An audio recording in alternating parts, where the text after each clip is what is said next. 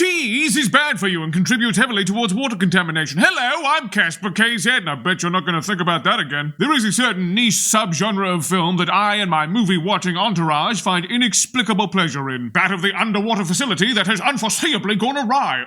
We just put nukes in the ocean. What could have possibly gone wrong? They're never good, but some of them are even worse than that. The vast majority of them, however, offer the fabled fruit of entertainment, which is why we're here. Probably, right? That's why I'm here. What are you doing here? Come to see me strip? It's not gonna happen. It might happen. This very itchy shirt for some reason. I think I just dichotomized me stripping into a category that is the antithesis of entertainment. Whoops.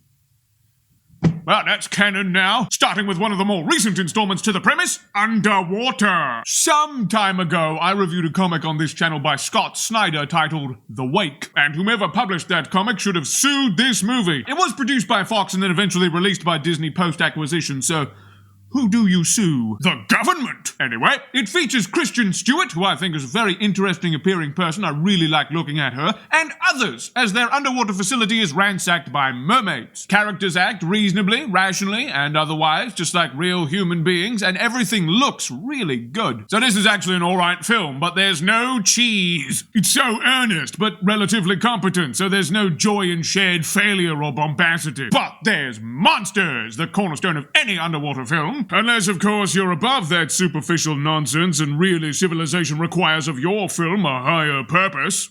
James Cameron. The amateurish and ill-educated expounding on the nature of life, of course. Yes, that's what we're here for. Lectures from an idiot. There's a couple of them. The genre sort of dichotomizes neatly into big monster, big concepts. And to be fair, neither of which are handled particularly well. Leviathan, starring the hugely underappreciated Peter Weller, is an attempt to ride the coattails of Alien success. It's a dumbass B-movie revolving around the themes of corporate unaccountability and financial motivation. And there's a fucking monster that looks so bad maybe there shouldn't have been. Alien, but underwater.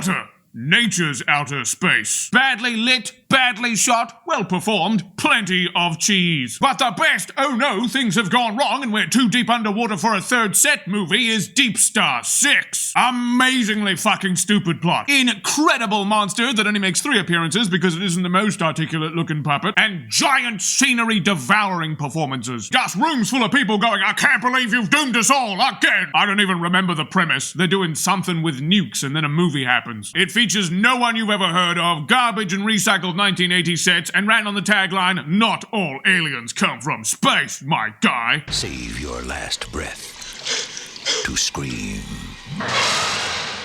It's the best one. There are others in the genre that feature a derelict facility above the water's surface, equally devoid of second location. Deep Rising, I suspect, is probably the pinnacle of this milieu. It features Famke Jensen, not Nathan Fillion, and the most British of Kanos. Mate, it's weird that this guy made an entire career, until he killed himself at the age of 40, out of pretending to be an Australian when he's so bad at it. What if painfully dated CGI attacked a cruise ship at the same time it was being boarded by pirates who didn't think it was a good idea to cast Jamon Honsu as the lead pirate? Come on! If you wish to understand 90s pop culture, there are certain artifacts necessary in order to grasp the zeitgeist. Culturally, the 80s started in 1984 and concluded in 1994. And the 90s started in 95 and went until 2007. Yeah, these are scientifically observable facts I'm citing here. This amazingly trash movie will help you understand the ethos of people making art in that time. I don't mean to sound like a wuss, but this is starting to freak me out, man.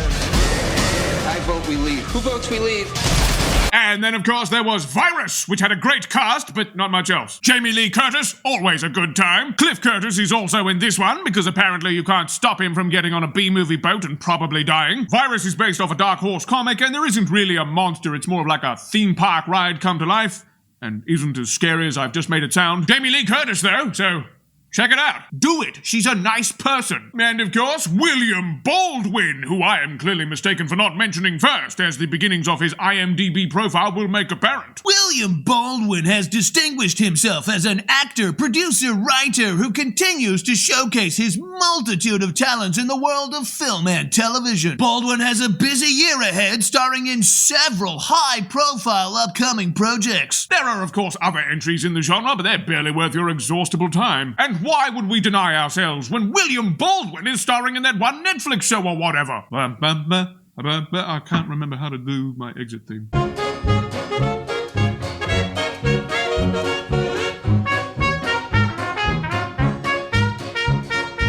It's a bloody megalodon. Put a shrimp on the barbie. We call them prawns.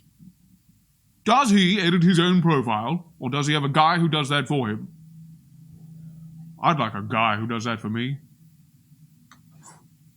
And my profile wouldn't just say, some cunt. Thanks for watching, everybody. Those amongst you who give a fuck about these. Now I'm gonna spruik one of my other things.